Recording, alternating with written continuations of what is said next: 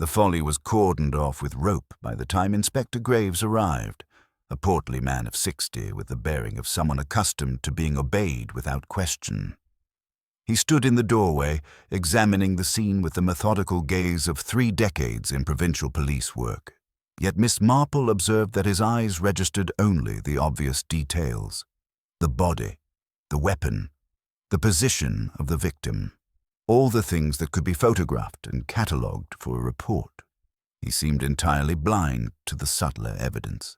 The hesitation marks on the floor where someone had stood deliberating, the faint impression in the dust suggesting 2 sets of feet rather than 1. By 5 o'clock, the guests had been shepherded into the Manor's drawing room, a space that suddenly felt less like a place of hospitality and more like a holding pen. Lady Ashworth had recovered enough to assume her role as hostess, though her hands trembled as she instructed the servants to prepare tea.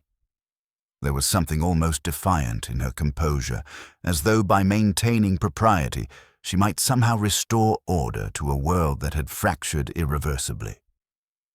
Inspector Graves conducted preliminary interviews in the library, a dark-paneled room lined with books that nobody read. Miss Marple, sitting quietly in the corner with her knitting, a cardigan she had no genuine intention of completing, observed the patterns of behavior that emerged with each interview. Eleanor Hartford was escorted in first, still in a state of considerable distress. Her narrative was straightforward. She had needed air, had walked toward the folly, intending only to rest a moment, and had discovered her nephew. Yet Miss Marple noticed something peculiar. Eleanor kept glancing toward Sir Edmund, not with the expression of someone grateful for support, but with something closer to apprehension. When their eyes briefly met, Sir Edmund looked away quickly, a gesture that suggested they shared knowledge of something they did not wish to discuss. Dr. Sinclair was next. He maintained professional distance, answering the inspector's questions with precision and without elaboration. He had been standing near the rose garden when Eleanor screamed. He had come immediately. He had assessed the body's condition. No, he had never been particularly acquainted with William Hartford. Yes, Hartford had occasionally visited Thornfield, though the nature of his visits remained unclear. Miss Marple watched the doctor's fingers curl and uncurl against his trouser leg, a sign of suppressed anxiety. When Sir Edmund was called, he entered with the casual confidence of a man accustomed to navigating official channels. He had known Hartford slightly, through London acquaintances. Hartford had arrived at the party somewhat unexpectedly, as a guest of Eleanor's. They had not spoken at length. Sir Edmund could not account for his whereabouts during the crucial 30 minutes, as he had been admiring the newly restored gardens alone. The inspector seemed satisfied with this response, taking notes with the air of a man completing a tedious administrative task. Margaret Sinclair was brought in next, and her testimony was the most revealing to Miss Marple's trained eye. The girl was terrified, not because she had witnessed something she should not have, but because she was lying about something. She claimed to have been in conversation with her fiancé throughout the afternoon. Yet Miss Marple had observed Margaret near the stone pathway leading to the folly at precisely 2:45, 20 minutes before Eleanor's screams. The girl's hands betrayed her. They twisted together as she spoke, and she could not maintain consistent eye contact with the inspector. Thomas Weatherby, when interviewed, corroborated Margaret's account entirely, which only confirmed to Miss Marple that both were fabricating their alibis in concert. The young man appeared genuinely distressed, yet his distress seemed directed not at the murder itself, but at something more personal and immediate. James Carstairs, the vicar, conducted himself with an admirable display of Christian charity toward the proceedings. He had been admiring the flowers, he explained, quite removed from the central tragedy. Yet the inspector noted something that Miss Marple had already observed. Carstairs' hands bore a thin scratch across the knuckles, the sort of mark that might result from contact with bronze. When Carstairs noticed her gaze upon his injured hand, he smiled gently and explained he had caught it on the garden gate that morning. The smile was charming, but Miss Marple detected the calculation behind it. This was a man practiced in the art of strategic revelation, offering small truths as camouflage for larger deceptions. By 7 o'clock, the drawing room had emptied considerably. Inspector Graves departed with William Hartford's body, leaving word that no one was to leave Thornfield pending further investigation. Lady Ashworth looked as though she had aged 10 years. Robert remained peculiarly silent, his face carved from stone, while Sir Edmund made preparations to retire early, citing exhaustion. Miss Marple sat in the gathering darkness, her knitting needles clicking softly. She had heard enough. She had observed enough. The pieces were not yet assembled. The connection between them remained obscured, but she knew with the certainty that came from decades of patient observation that the truth lay not in what the witnesses had said, but in what they had chosen to conceal. The question now was whether she should inform the inspector, or whether the truth required a more delicate extraction. The morning after William Hartford's death arrived grey and indifferent, as though the weather itself had decided that murder was too mundane for dramatic atmospheric accompaniment. Miss Marple took her breakfast in the small sitting-room that Lady Ashworth had graciously provided, a space overlooking the Oyer gardens where yesterday's festivities had transformed into a grotesque tableau. The apricot tree cast its shadow across the lawn, and she found herself wondering what else it had witnessed in its nearly 100 years of silent observation. She was pouring her second cup of tea when Robert Ashworth appeared in the doorway, looking as though he had not slept. His face bore the particular exhaustion of a man struggling with a decision, and Miss Marple recognized the signs of someone on the verge of either confession or desperate action.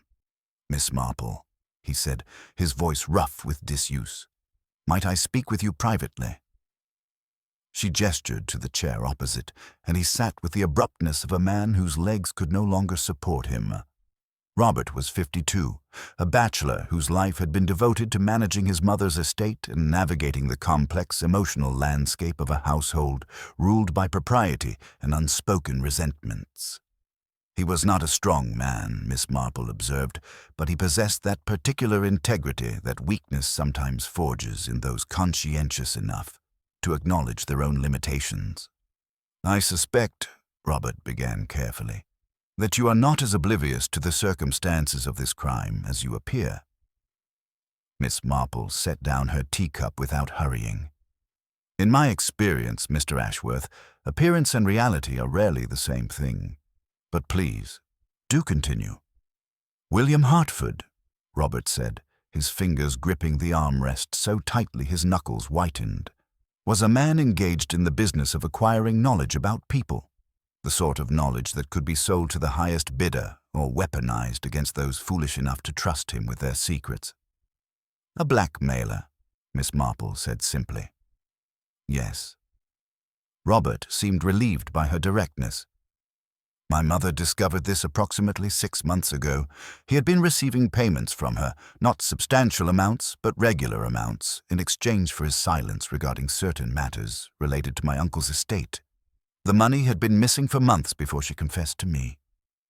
Miss Marple understood immediately. Lady Ashworth's financial anxiety, the thinness that suggested worry rather than age, the strained quality of her smile, all of it suddenly cohered into a comprehensible pattern. "And Sir Edmund, what was his connection to Mr. Hartford's scheme?" Robert hesitated, and in that hesitation lay the weight of family loyalty struggling against the imperative of truth. "My cousin had rather more substantial reasons to fear Hartford's revelations. There were matters concerning the restoration of the folly, regarding the source of funds used for its renovation, questions about whether those funds were entirely legitimate or whether they had been diverted from trusts that were not entirely his to control. Insurance fraud," Miss Marple said quietly. "Possibly more than that." "Edmund is not a criminal by nature," Robert said, though the protest sounded hollow even to his own ears. "He is simply a man whose financial decisions have not always reflected sound judgment. Hartford had demanded increasingly larger payments, and Edmund was reaching the limit of what he could provide without exposing himself entirely." Miss Marple rose and moved toward the window, observing the grounds with the intensity of someone reading a text written in landscape and shadow.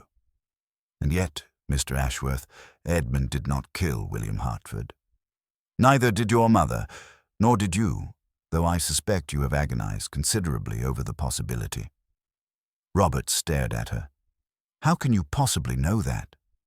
Because, Miss Marple explained, turning back to face him. Those who commit crimes born of financial desperation rarely display such consistency in their deceptions. Your cousin's anxiety is genuine, but it is anxiety about exposure rather than guilt for murder.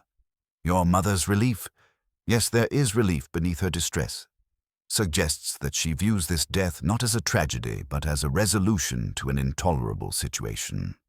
And you, Mr. Ashworth, would not have confided in me this morning if you bore any responsibility for Hartford's demise. Then who?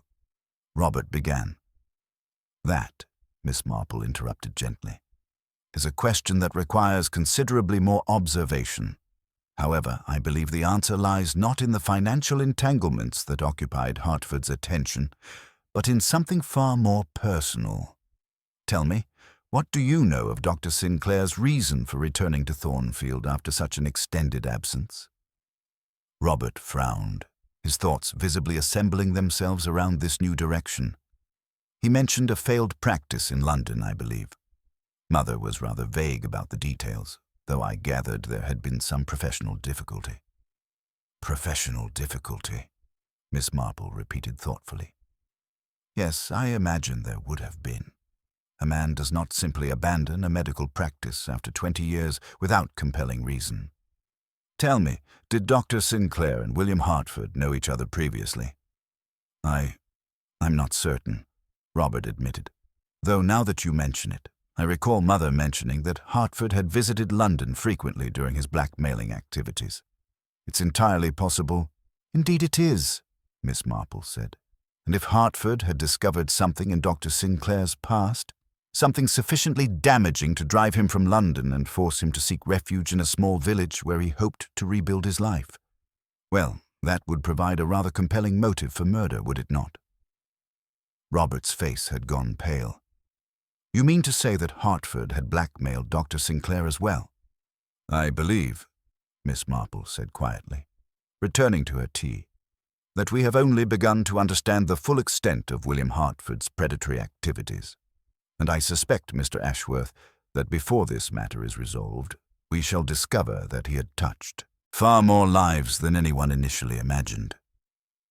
Robert departed shortly after, carrying with him the weight of Miss Marple's observations like a man bearing a burden he did not fully understand.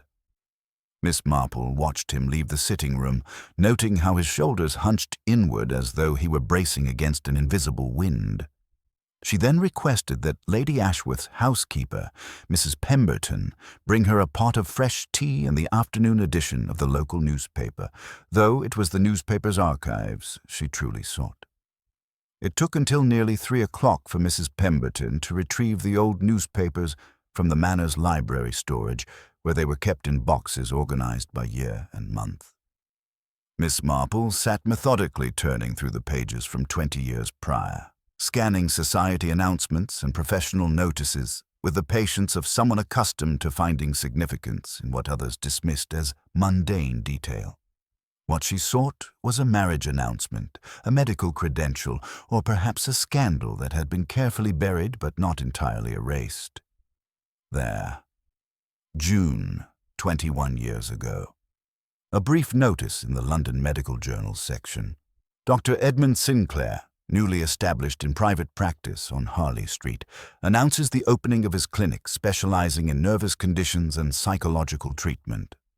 But that was not what caught her attention. It was the accompanying personal notice, positioned immediately below. The engagement is announced between Miss Catherine Ashworth and Dr. Edmund Sinclair. The wedding will take place in September of this year. Miss Marple leaned back in her chair, the pieces beginning to coalesce into a shape that approximated truth. Catherine Ashworth.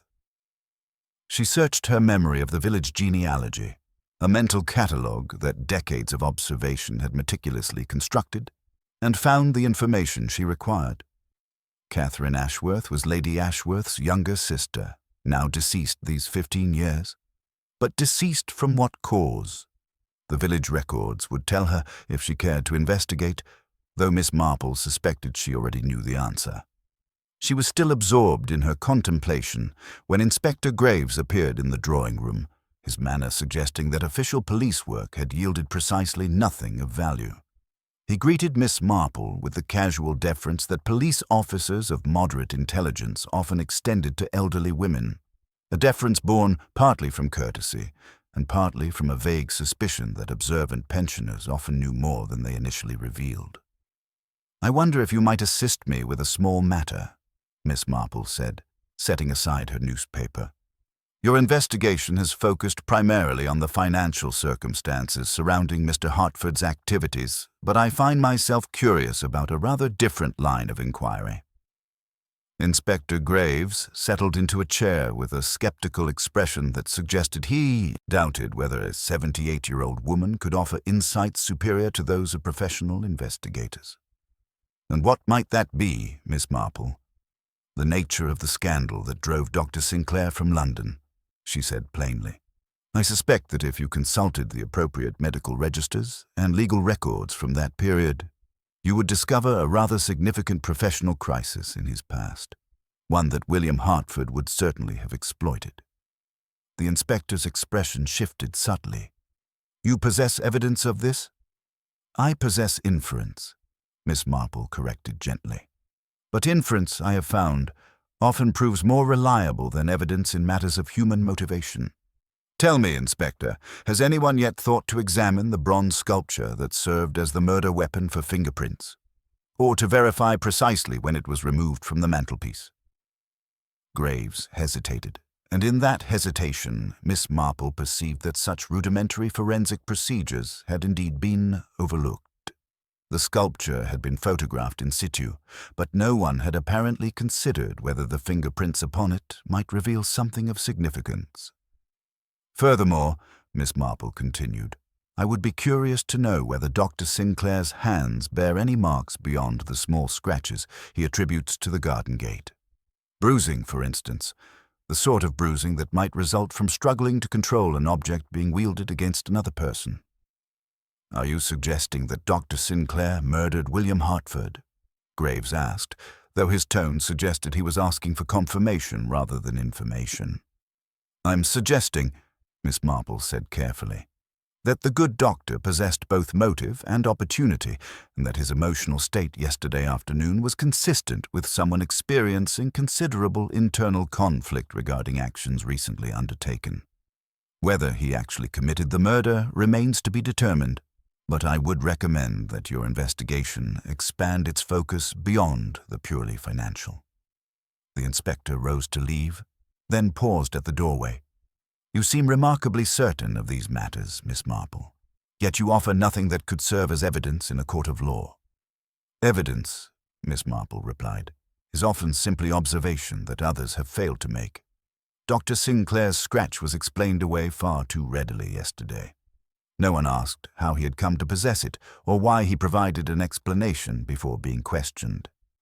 In St. Mary Mead, we have a saying, 'Those who protest too eagerly are usually protesting against truth rather than accusation.'" After the inspector departed, Miss Marple remained in the drawing-room as the afternoon light began its slow descent toward evening. She was not entirely certain that Dr. Sinclair was guilty. Her years had taught her that certainty was often the refuge of those insufficiently acquainted with human complexity. But she knew something that the inspector had overlooked. She knew that the simplest explanation, while often correct, was not always the one that accounted for all available evidence. And there remained, she realized, at least one piece of evidence that everyone had neglected to examine with appropriate care. That evening, as shadows lengthened across the manor grounds and servants lit the lamps against the gathering darkness, Miss Marple requested a private audience with Margaret Sinclair. The young woman arrived in the sitting-room with visible reluctance, her pale blue dress now seeming less ethereal than fragile, as though she might shatter if subjected to sufficient pressure. Miss Marple gestured for her to sit, and Margaret perched on the edge of the chair like a bird prepared for flight. "My dear," Miss Marple began without preamble, "I find myself troubled by certain inconsistencies in your account of yesterday's events. Specifically, the matter of your whereabouts between 2:45 and 3 o'clock. Margaret's face went white. "I told Inspector Graves." "You told Inspector Graves precisely what your fiancé instructed you to say," Miss Marple interrupted gently. "And while I understand the impulse to protect someone you care for, I must tell you that falsehoods in a murder investigation tend to accumulate consequences rather than resolve them. Where were you, child?" For a long moment, Margaret appeared to struggle with internal resistance. Her hands twisted together in her lap, her eyes fixed on some point beyond the room's walls. Finally, her voice emerged, small and frightened. "I was at the Folly," she whispered, "but not. I wasn't there when he died. I swear to you I wasn't there when he died." "Tell me," Miss Marple said, her voice modulating to something warmer, something that suggested she was not an interrogator but simply an interested observer of human experience. "William Hartford contacted me 3 days ago," Margaret began, the words tumbling out as though they had been compressed under tremendous pressure and required only the smallest release valve to escape. "He said he had information that concerned my father. Information that could ruin him. He wanted money, or he would reveal everything. I was terrified. I didn't know what to do, so I agreed to meet him at the Folly. I thought if I could reason with him, if I could explain how his revelations would destroy not just my father, but our entire family, perhaps he would reconsider." "And did you reason with him?" Miss Marple asked. "I tried," Margaret said, her voice trembling. "But he was utterly unmoved. He said my father had committed a terrible crime in London and that the public had a right to know about it. He said my father's reputation was built on lies and that he was merely revealing the truth. When I begged him to show mercy, he simply laughed. He said that sentiment was a luxury only the wealthy and well-connected could afford." Miss Marple leaned forward slightly. "What happened then?" "I left him," Margaret said. "He was still alive when I departed. I left the Folly at approximately 2:58, and I came directly back to the garden where Thomas was waiting. He knew something had distressed me, so I told him a version of the truth, and he immediately suggested that we corroborate an alibi. He said that my father was already sufficiently vulnerable, and that my involvement in any scandal would only compound his difficulties." "How remarkably considerate of your fiancé," Miss Marple observed. "Tell me, Margaret, what crime was it that your father committed in London? What scandal did William Hartford threaten to expose?" Margaret's eyes filled with tears. "I don't know precisely. When I asked my father about it this morning, he refused to discuss it. He only said that it was something that happened a long time ago, that it had destroyed his marriage, and that he had spent the last 20 years attempting to atone for it. But he would not specify what it entailed." After Margaret departed, Miss Marple sat in contemplative silence. The pieces were shifting, rearranging themselves into a configuration that was becoming increasingly complex. Dr. Sinclair possessed motive, certainly, but so too did Margaret herself. A young woman motivated by the desire to protect her father and possessing knowledge of Hartford's plans. Yet Miss Marple's instinct, that accumulated wisdom of decades, suggested that neither was guilty of murder. She rose and moved to the window, observing the grounds now transformed into shadowed abstractions by the darkness. The apricot tree was barely visible, a darker shadow against the night sky. She thought about secrets and the weight they carried in small villages. She thought about the way shame could persist across decades, poisoning relationships and warping personalities. She thought about William Hartford, a man who had apparently made his living by extracting payment for his silence regarding other people's transgressions. And then she thought about something else entirely. She thought about the bronze sculpture and about who precisely had removed it from the mantelpiece. Not the person who had struck the blow. That seemed increasingly clear. But the person who had placed it there in the first place, years ago, as an ornament.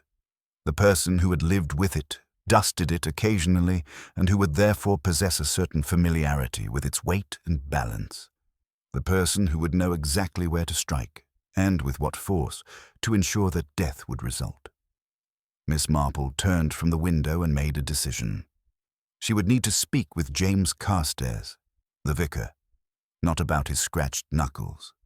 Those, she now suspected, resulted from something far more innocent than violence, but about his knowledge of the parish records and whether he had discovered anything regarding the circumstances of Catherine Ashworth's death 15 years prior. Because that, Miss Marple had come to understand, was where the truth resided. Not in yesterday's murder, but in an older tragedy, buried beneath years of mourning and silence, James Carstairs received Miss Marple in the small study of the vicarage, a room lined with theological texts and volumes concerning parish history. He possessed the particular wariness of a man accustomed to navigating delicate social situations, and his smile, while charming, contained a quality of calculation that Miss Marple found illuminating rather than off-putting. She had encountered his type before, men who had learned to weaponize their charm as effectively as others wielded more tangible instruments. "I wonder," Miss Marple began, settling into the offered chair with deliberate casualness, "whether your duties as vicar have afforded you access to the parish records.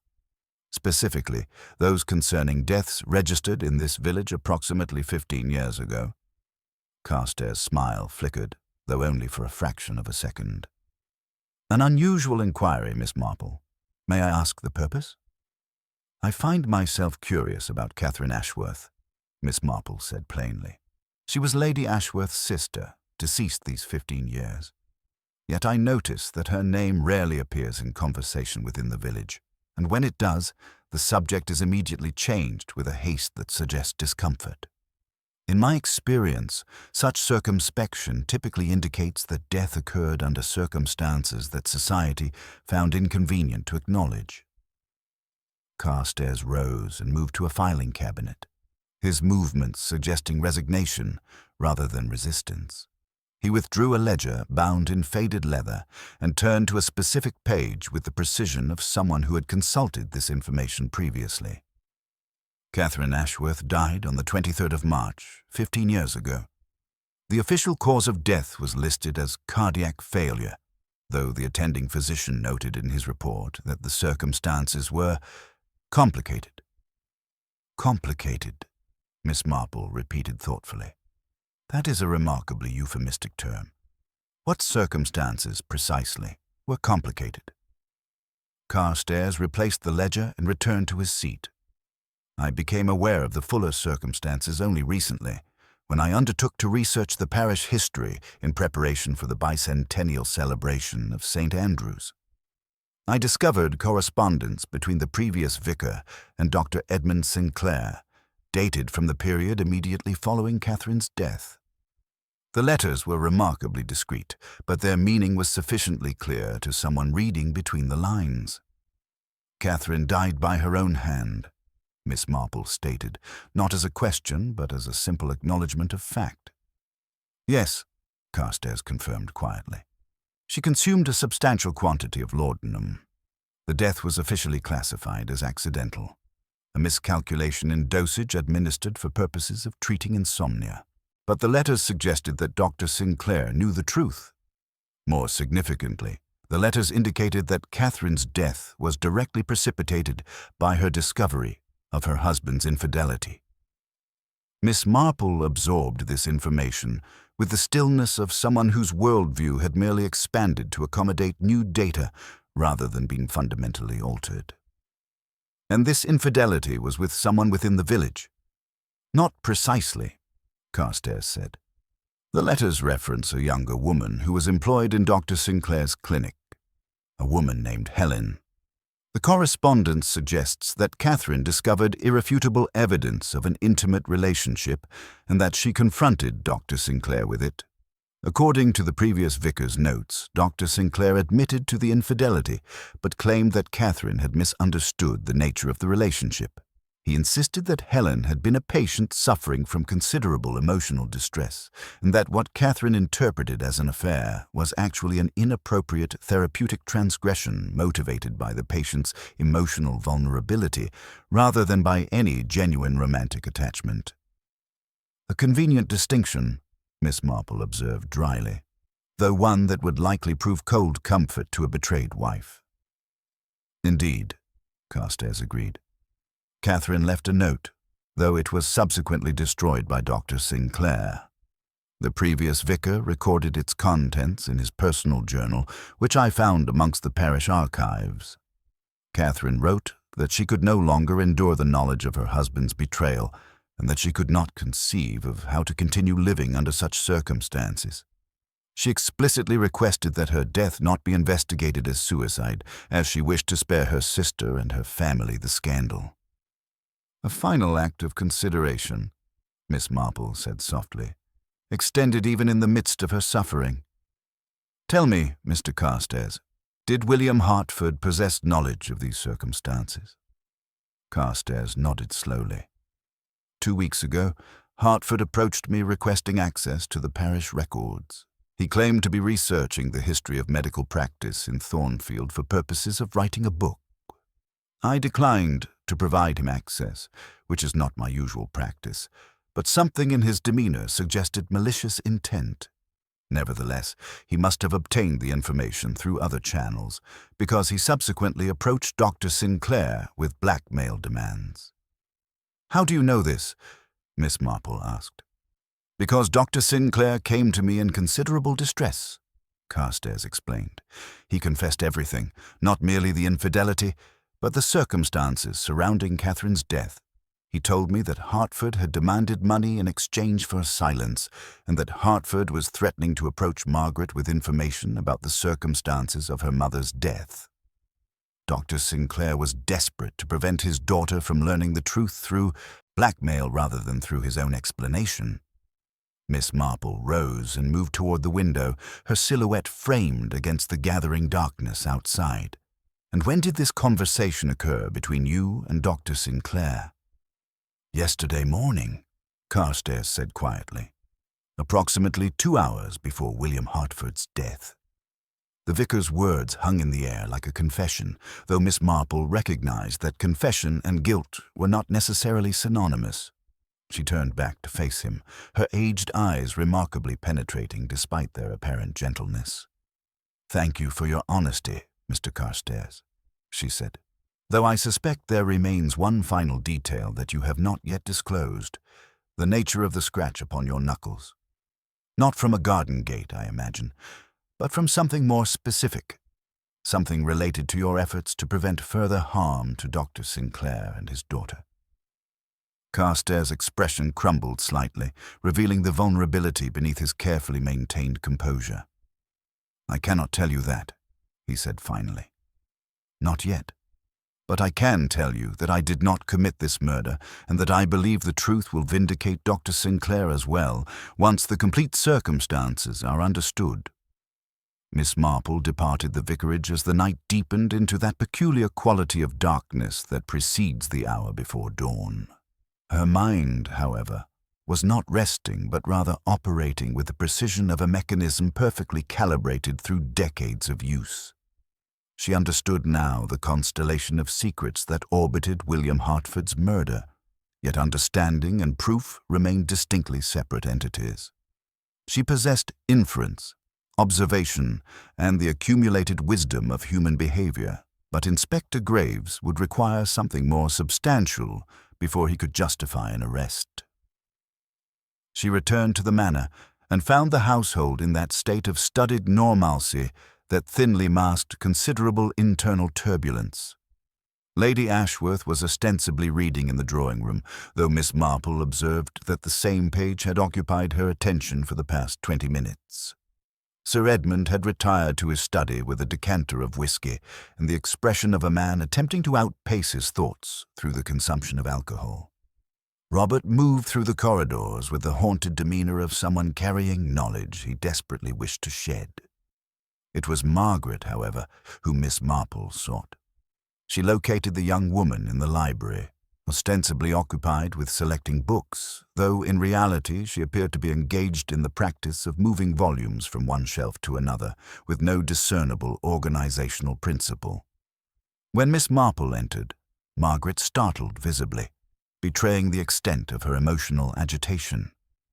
"My dear," Miss Marple said gently, "I believe it is time that you understood the full scope of the situation in which your family finds itself. Not the version filtered through protective concern, but the actual truth." Margaret's resistance crumbled almost immediately. She sank into a library chair and listened as Miss Marple explained the circumstances surrounding her mother's death 15 years prior, the infidelity that had precipitated it, and the subsequent decades during which Dr. Sinclair had attempted to atone for his transgression through a life of professional dedication and emotional restraint. When Miss Marple concluded, Margaret was weeping silently, her hands covering her face. "My father never told me," Margaret whispered. "He never explained any of this. I always thought my mother died from a simple illness." "Your father," Miss Marple said, "was attempting to protect you from knowledge that he believed would only cause you suffering. Whether such protection was ultimately wise is a question upon which reasonable people might disagree. But I can assure you that his motivations were rooted in genuine concern for your well-being." "Then he didn't kill William Hartford?" Margaret asked, her voice trembling with hope and terror in equal measure. "I do not believe so," Miss Marple replied carefully, "though I confess that the evidence currently available to Inspector Graves would suggest otherwise. Your father possesses both motive and opportunity, and his attempts to conceal his whereabouts during the crucial period would certainly appear suspicious to someone unfamiliar with the full context of his situation."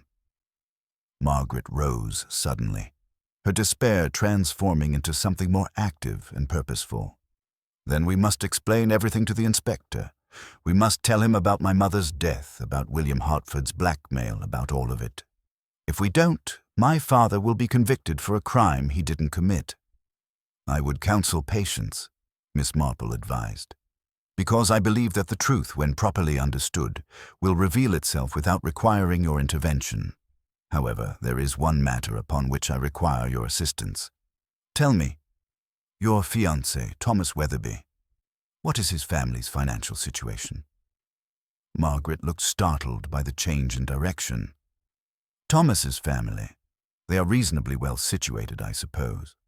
His father is involved in banking, and the family has substantial holdings in land and property. Why do you ask?" "Because," Miss Marple said, "I find myself curious about the motivation behind Thomas's alacrity in providing you with a false alibi. Such actions typically indicate that he possessed knowledge of something that would have rendered his fiancée's true whereabouts distinctly problematic. Or alternatively, that he himself required an alibi and sought to establish one by association with you." The color drained from Margaret's face. "You cannot possibly suggest that Thomas—" "I suggest nothing," Miss Marple interrupted gently. "I merely observe that young men in reasonably comfortable financial circumstances occasionally find themselves in situations where their actual financial position differs considerably from the appearance they have maintained. Gambling debts, failed investments, romantic entanglements requiring discretion, such things have a way of accumulating interest, both literal and metaphorical." Margaret moved to the window, her silhouette visible against the darkness outside. When she spoke again, her voice was barely audible. "Thomas mentioned several months ago that his family had experienced some financial reverses. He said it was temporary, that his father was managing the situation, but he asked me not to discuss it with anyone, as the family's reputation depended upon maintaining the appearance of financial stability." "Precisely," Miss Marple said, "and I suspect that if one were to investigate Mr. Weatherby's circumstances with appropriate diligence, one would discover that William Hartford had become aware of these financial difficulties and had begun to exploit them. Am I correct?" Margaret turned, her expression confirming what she could not articulate aloud. "What I require to know," Miss Marple continued, "is whether Thomas mentioned any specific conversation with William Hartford, or whether he indicated awareness of Hartford's blackmail activities prior to the murder. "He didn't," Margaret began, then hesitated. "Actually, 2 days ago, Thomas seemed considerably agitated. He said he had encountered William Hartford in the village, and that Hartford had made what he termed an inappropriate proposal." Thomas refused to elaborate, but he seemed genuinely frightened. "I had assumed it was simply Hartford attempting another blackmail scheme, but now I'm wondering if there was more to it than that." Miss Marple nodded slowly, and in that nod lay the resolution of a question that had been troubling her since the moment she had observed the bronze sculpture and considered precisely who possessed the knowledge and physical capability to wield it with such devastating accuracy. The murderer was not Dr. Sinclair, driven by desperation to protect his daughter. The murderer was someone else entirely, someone whose motive lay not in the past but in the present, someone whose desperation was measured in pounds and shillings rather than in shame and regret. Miss Marple requested an audience with Inspector Graves the following morning, and they met in the Manor's library, the same room where William Hartford had been photographed in death, where his secrets had been catalogued and his financial predations documented with the precision of official procedure. The inspector arrived with the air of a man who had spent the night pursuing investigative avenues that had yielded nothing substantial, and who therefore regarded Miss Marple's request for a meeting with the mixture of courtesy and skepticism that typically characterized his interactions with civilian advisors. "I find myself troubled," Miss Marple began without preamble, "by the assumption that has guided your investigation since its inception. You have focused upon those individuals whom William Hartford had actively blackmailed, Dr. Sinclair, Sir Edmund, Lady Ashworth, with the logical reasoning that financial desperation combined with motive and opportunity would yield a perpetrator. However, you have overlooked an individual whose desperation was perhaps more acute and whose motive was more immediately pressing." "And who might that be?" Inspector Graves asked, though his tone suggested he was indulging an elderly woman rather than genuinely soliciting information. "Thomas Weatherby," Miss Marple replied. "The fiancé of Margaret Sinclair, a young man from a financially prominent family whose actual circumstances are considerably more precarious than appearances would suggest. I suspect that if you were to investigate his family's financial situation with appropriate thoroughness, you would discover that Thomas has been engaged in increasingly desperate attempts to conceal his family's declining fortunes. Gambling debts, failed investments, perhaps unauthorized borrowing against family property, the specific details matter less than the general pattern." Inspector Graves leaned back in his chair, his expression suggesting mild interest rather than conviction. "Assuming this to be true, what connection does it bear to William Hartford's murder?" "William Hartford," Miss Marple explained, "was a predator of considerable subtlety. He did not limit his activities to extracting payment for silence regarding past indiscretions. He also cultivated knowledge of current financial vulnerabilities, identifying individuals whose desperation might render them susceptible to increasingly substantial demands. I believe that Thomas Weatherby became aware of Hartford's attention approximately 2 days before the murder. Hartford likely presented him with a choice: pay an initial sum to ensure silence, or face exposure of the Weatherby family's financial difficulties to creditors and business associates who would immediately demand repayment of debts and the foreclosure of property. A reasonable hypothesis, Graves acknowledged, but I failed to see concrete evidence supporting it.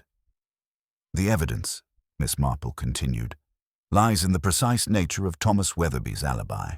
He provided testimony that he had remained in conversation with Margaret Sinclair throughout the critical period. Yet we now know that Margaret was not in fact present during that time.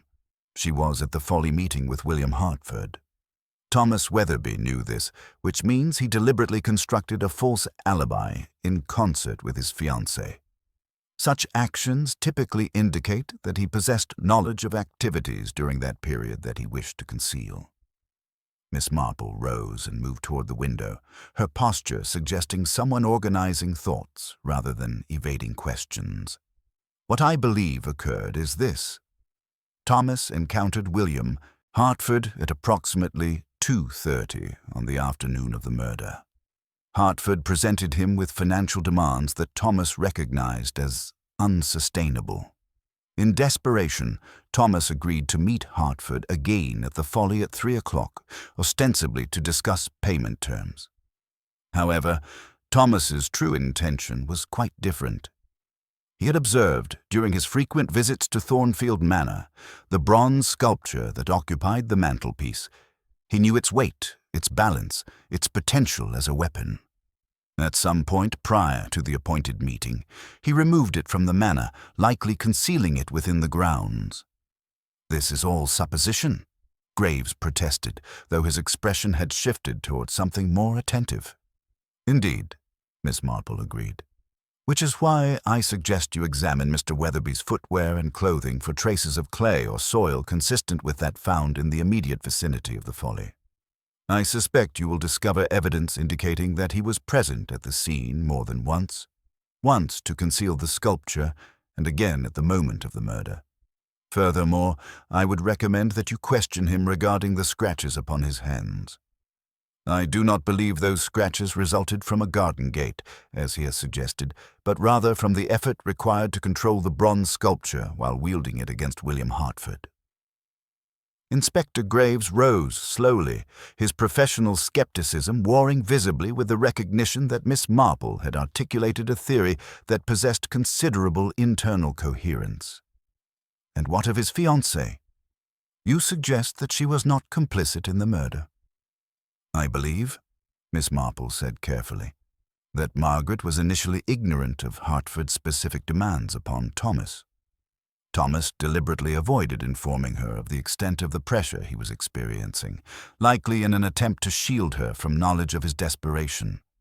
However, I suspect that Thomas did confide in someone else, someone whose counsel he sought and whose support he believed he could rely upon." "And who would that be?" Graves asked. Miss Marple turned from the window, her aged eyes containing a peculiar intensity.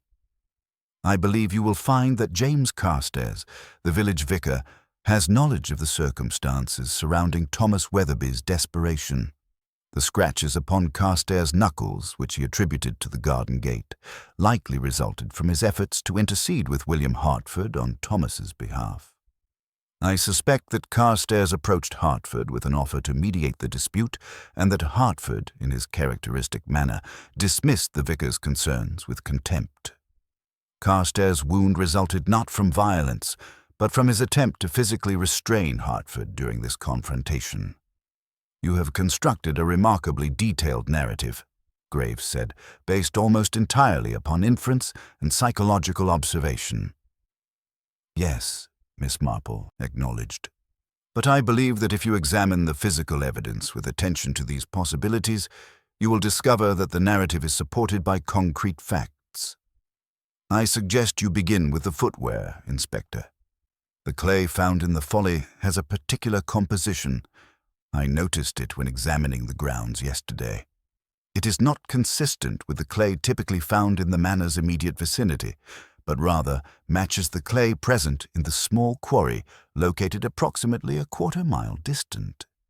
If Thomas Weatherby did indeed conceal the sculpture prior to the murder, he would have walked that distance and accumulated traces of that distinctive clay upon his shoes." Inspector Graves departed within the hour, armed with Miss Marple's observations and the authorization to conduct a considerably more thorough investigation into Thomas Weatherby's movements and circumstances. Miss Marple watched him leave with the satisfaction of someone who had articulated truth with sufficient clarity that its validity could no longer be dismissed as mere speculation. The arrest of Thomas Weatherby occurred with the quiet efficiency of professional law enforcement, devoid of the dramatic confrontations that popular literature seemed to suggest were standard procedure.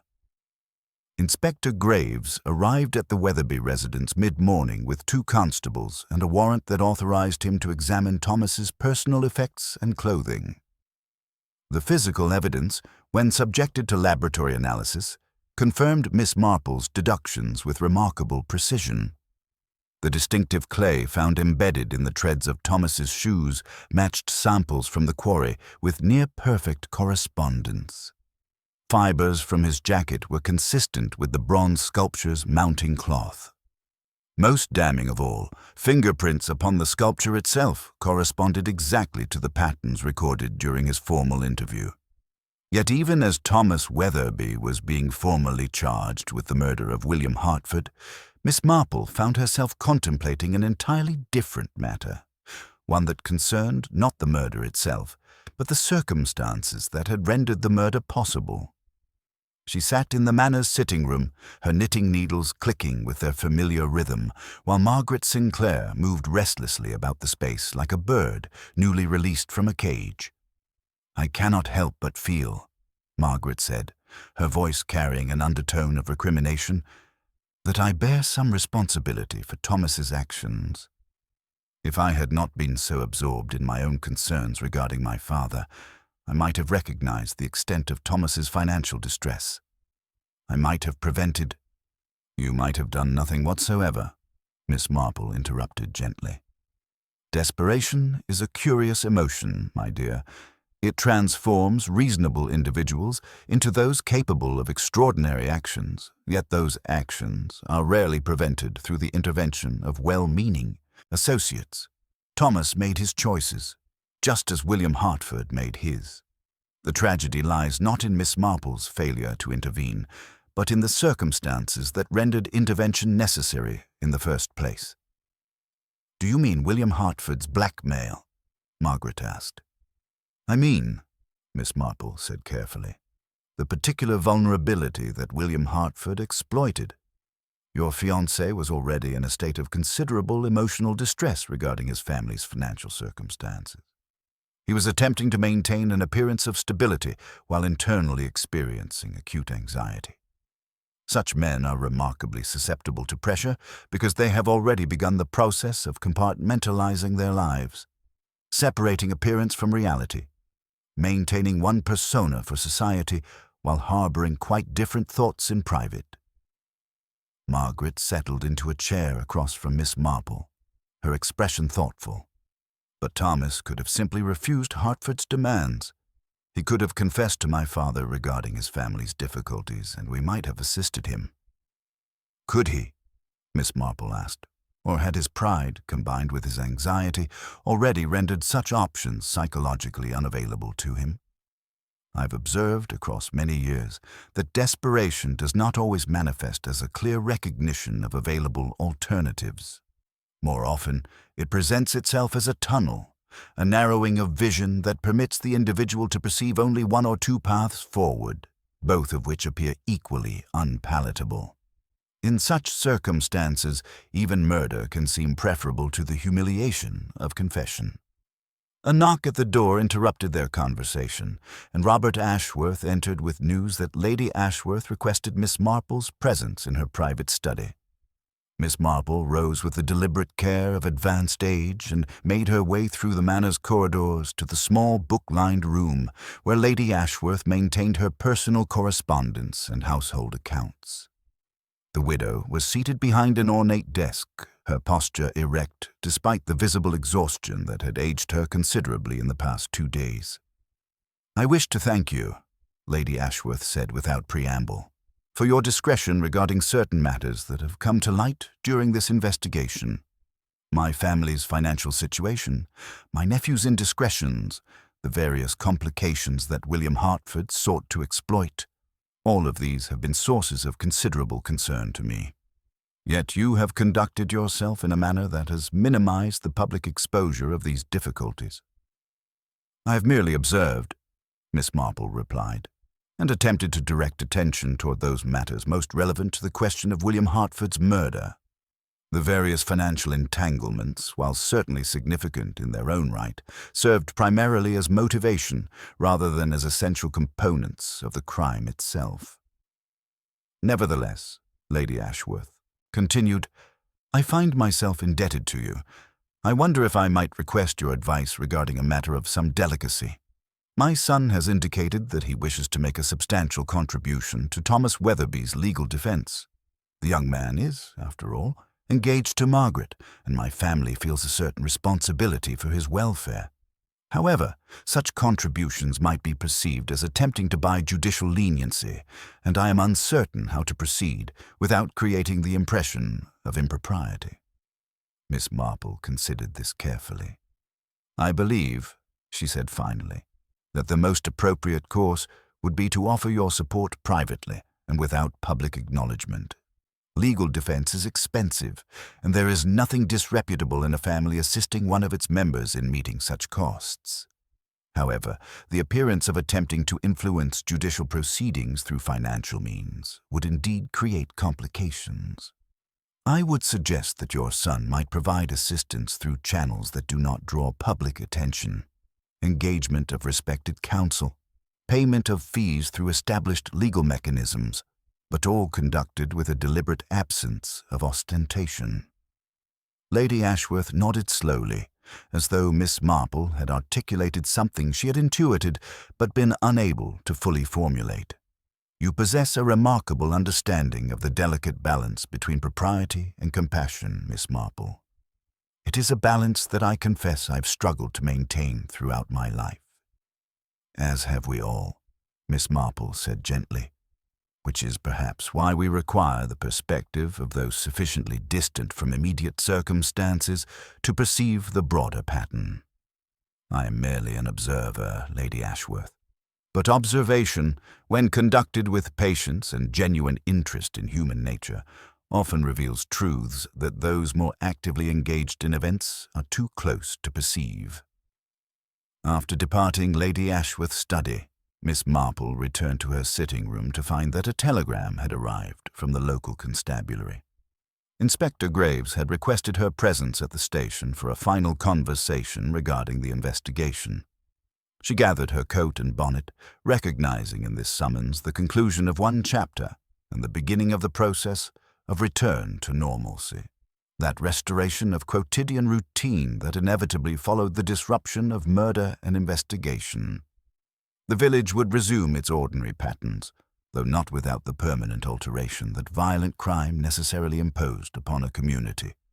The apricot tree would continue to cast its shadow across the manor grounds, and Miss Marple would continue her observation of human nature from whatever vantage point circumstance provided.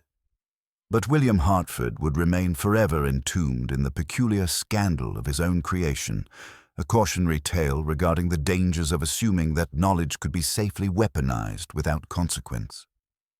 Inspector Graves received Miss Marple in his office at the constabulary, a space that bore the accumulated clutter of procedural documentation and the particular stale quality of institutional buildings that had witnessed too many human tragedies.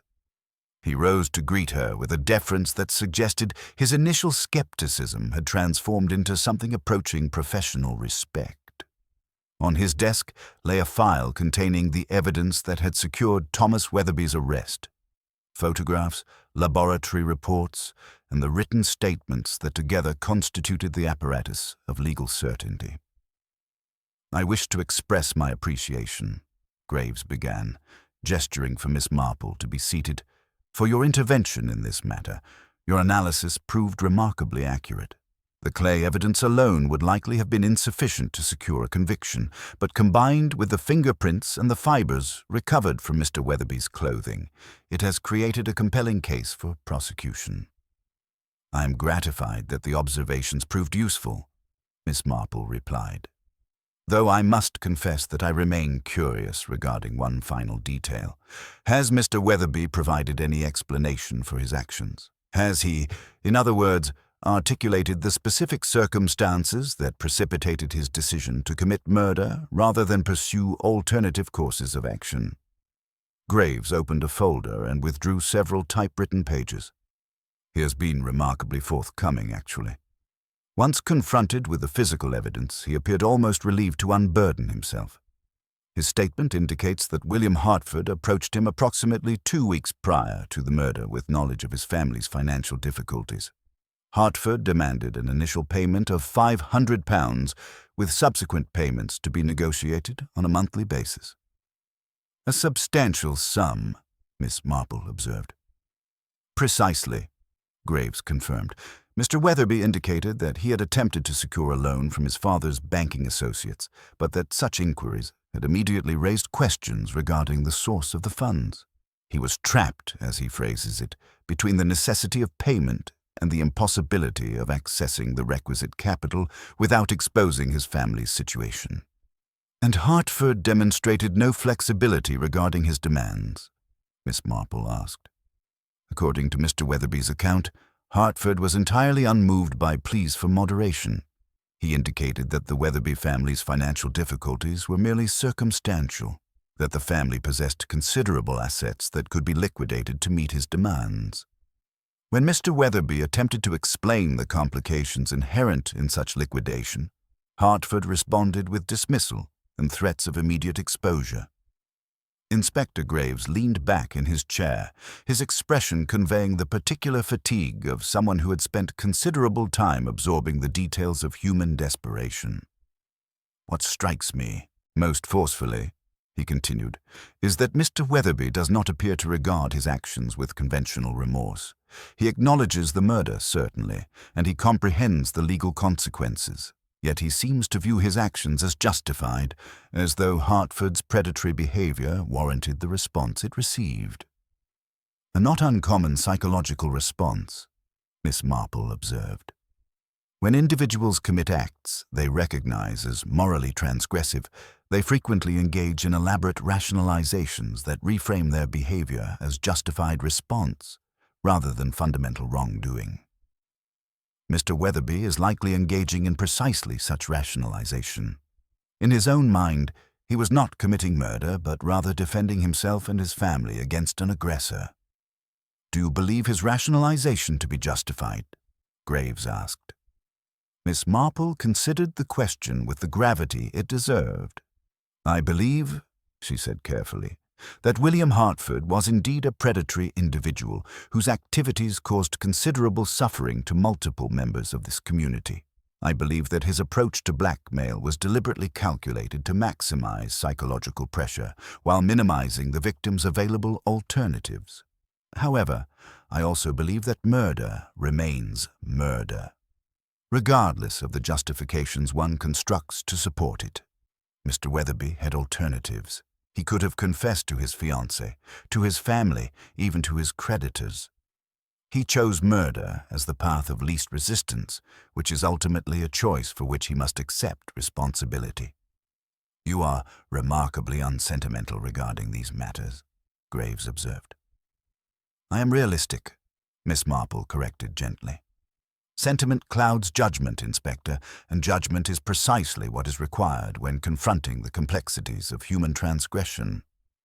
My sympathies lie not with Thomas Weatherby, though I acknowledge the difficulties that precipitated his actions, but rather with the various individuals whose lives have been disrupted by the consequences of his desperation.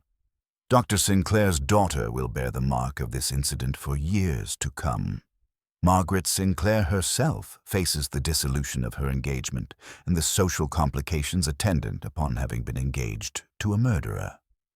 Lady Ashworth must contend with the exposure of her family's financial vulnerabilities. These individuals are victims as surely as William Hartford was, though their victimization is less immediately apparent." Graves nodded slowly, seemingly absorbing Miss Marple's perspective. "There is one additional matter," he said, retrieving another document from his file. During Mr. Weatherby's interrogation, he indicated that James Carstairs, the vicar, had approached him approximately 1 week prior to the murder with an offer of financial assistance. Mr. Weatherby declined the offer, but he attributes his initial hesitation regarding the commission of the murder to this display of compassion. Had Carstairs' offer been accepted, it is possible that the murder might have been prevented. "Interesting," Miss Marple said. "So Mr. Carstairs possessed awareness of Mr. Weatherby's difficulties and attempted intervention through conventional charitable channels. This suggests that the vicar's scratched knuckles resulted not from an attempt to restrain William Hartford, as I initially hypothesized, but from something less dramatic. Perhaps a confrontation in which Carstairs remonstrated with Hartford regarding his blackmail activities. Precisely, Graves confirmed. When we questioned Mr. Carstairs regarding the scratches, he initially resisted explanation. However, when presented with evidence of his conversation with Mr. Weatherby, he acknowledged that he had indeed approached William Hartford with an appeal for compassion. He claims that Hartford physically assaulted him when he attempted to leave the encounter, resulting in the scratches. However, Carstairs declined to press charges, preferring instead to address the matter through prayer and pastoral concern. Miss Marple rose to depart, her composure suggesting that she had heard precisely what she required to complete her understanding of the circumstances. "I believe," she said to Inspector Graves as she prepared to leave, "that you have conducted a thorough and professional investigation. The truth, in all its complexity and moral ambiguity, has been successfully identified and documented. The trial will follow its inevitable course, and justice, in whatever form the legal system deems appropriate, will be served." The village of Thornfield gradually returned to its familiar rhythms as autumn settled into the countryside with the inevitability of seasonal change. The scandal surrounding William Hartford's murder was discussed with diminishing frequency in the post office and tea rooms, relegated eventually to the status of local legend, a story that would be retold and embellished in the years to come, acquiring layers of mythology with each retelling. The trial itself, conducted 3 months after the investigation's conclusion, proved remarkably expeditious. Thomas Weatherby was convicted on the basis of the physical evidence and his own confession, receiving a sentence of life imprisonment that would occupy him for the remainder of his years.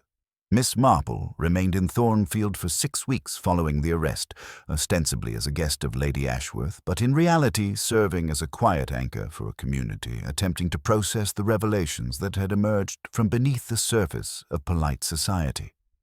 She observed as relationships were recalibrated, as trust was reassessed, and as individuals began the long process of reconstructing their lives with the knowledge that they had been fundamentally altered by proximity to murder and deception.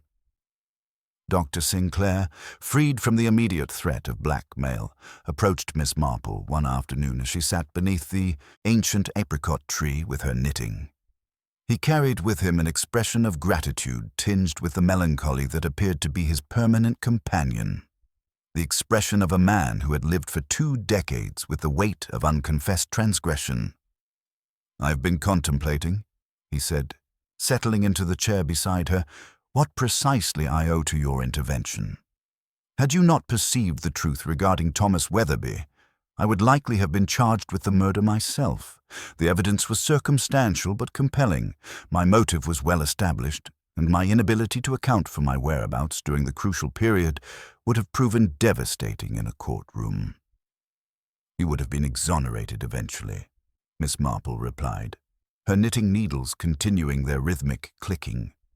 "The truth, when subjected to proper scrutiny, inevitably reveals itself. However, I acknowledge that the process might have caused considerable suffering to you and to Margaret before exoneration occurred. I have decided," Dr. Sinclair continued, "to speak with Margaret regarding the circumstances of her mother's death.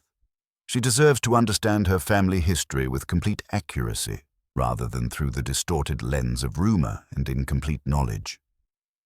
I've also begun corresponding with a colleague in London regarding the possibility of providing pro bono psychiatric care to individuals of limited means, an effort to transform my past transgressions into something approaching redemption. An admirable decision," Miss Marple said, "though I would caution you against viewing redemption as a destination that can be reached and then abandoned. It is, more accurately, a continuous process of attempting to live in accordance with one's better nature, accepting that perfect virtue is the province of saints and the delusional." Margaret herself visited Miss Marple on the day before the latter's departure from Thornfield. The young woman had recovered from the immediate trauma of discovering that her fiancé was a murderer, though the experience had visibly matured her. She possessed now an understanding of human complexity that youth typically lacks, an appreciation for the ways in which desperation and circumstance could transform ordinary individuals into those capable of extraordinary transgressions. "I have decided not to remain in Thornfield," Margaret informed Miss Marple. "Father has suggested that I might benefit from extended time away from the village, and I find that I agree with him. I plan to study nursing in London, to pursue work that might provide some form of meaningful contribution to society. Thomas's trial has concluded, and while I do not forgive his actions, I find that I am capable of understanding them. That understanding, I believe, will inform whatever work I undertake in the future." "A wise decision," Miss Marple said. "Tragedy, when properly metabolized, often becomes the foundation for meaningful service to others. You will likely prove an exceptional nurse, Miss Sinclair, because you have learned that suffering is not simply an abstraction, but a lived experience that demands compassion and genuine understanding." On her final evening in Thornfield, Miss Marple stood alone beneath the apricot tree as the sun descended toward the horizon, painting the sky in shades of orange and violet that seemed almost obscenely beautiful given the darkness that had recently inhabited this place. She reflected, as she often did at the conclusion of investigations, on the particular sadness inherent in the discovery of truth. The village would move forward, communities always did, but the knowledge of William Hartford's predation and Thomas Weatherby's desperation could never be entirely erased from the collective memory. Lady Ashworth approached as the light was beginning to fail, carrying a small package wrapped in brown paper. "I wish to give you this before your departure," she said, extending the package to Miss Marple. Within was a framed photograph of the apricot tree, photographed by a professional from the village, with the manor house visible in the background. "I thought you might appreciate a reminder of Thornfield and of the particular perspective that location afforded you." Miss Marple accepted the gift with genuine warmth. "I shall treasure this," she said, "though I suspect that the memories will prove far more enduring than any photograph. I've learned across my years that places and circumstances inscribe themselves upon the mind with an indelibility that no external representation can truly capture." She returned to St. Mary Mead the following morning, traveling by train through the English countryside, observing the familiar landscapes with the recognition of someone returning home. Inspector Graves had written to assure her that the investigation would proceed through its final administrative stages, but Miss Marple knew that her work in Thornfield was complete. She had observed, deduced, and revealed the truth. What remained was simply the machinery of justice, grinding forward with the inexorable precision that characterized the legal system. In St. Mary Mead, her cottage awaited her return, and her knitting projects remained precisely as she had left them. But Miss Marple had been fundamentally altered by her time in Thornfield. She had witnessed again the particular tragedy of human desperation, the ways in which good individuals could be driven toward destruction by circumstances beyond their control. And she had been reminded, as she was reminded with each investigation, that the greatest mystery resided not in the perpetration of crime, but in the complex motivations that drove individuals to transgress against their own better natures. The apricot tree, she imagined, continued to cast its shadow across the lawn at Thornfield Manor, a silent witness to the continuing dramas of human existence, waiting patiently for the next disruption to the carefully maintained surface of village propriety.